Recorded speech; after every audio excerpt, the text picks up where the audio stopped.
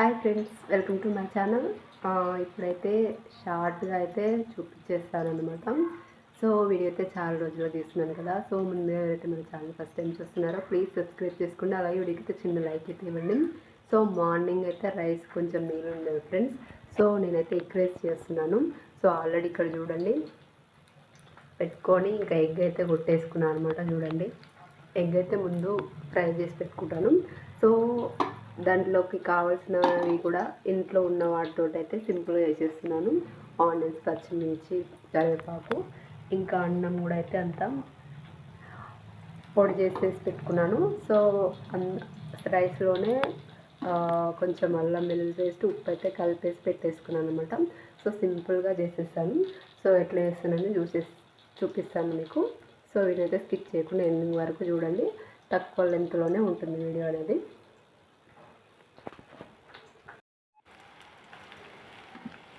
So egg అయితే ఊసేసాను కదా. So దీన్ని ఇట్లా కలిపేసుకుంటాం.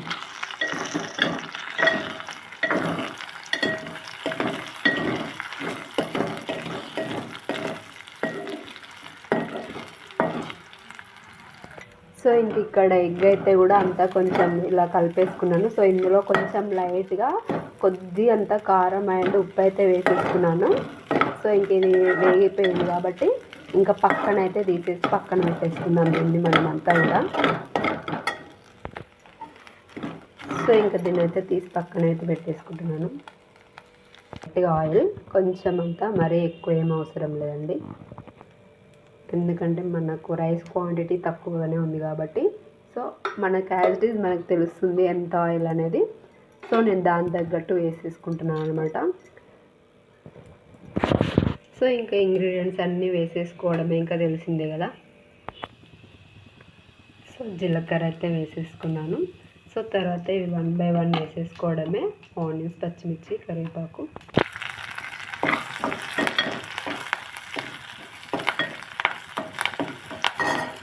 సో పసుపు, కారం యాడ్ చేసుకొని రైస్ యాడ్ చేసుకొని ఇవి యాడ్ చేసుకుంటే అయిపోతుందండి ఎగ్ రైస్ అనేది.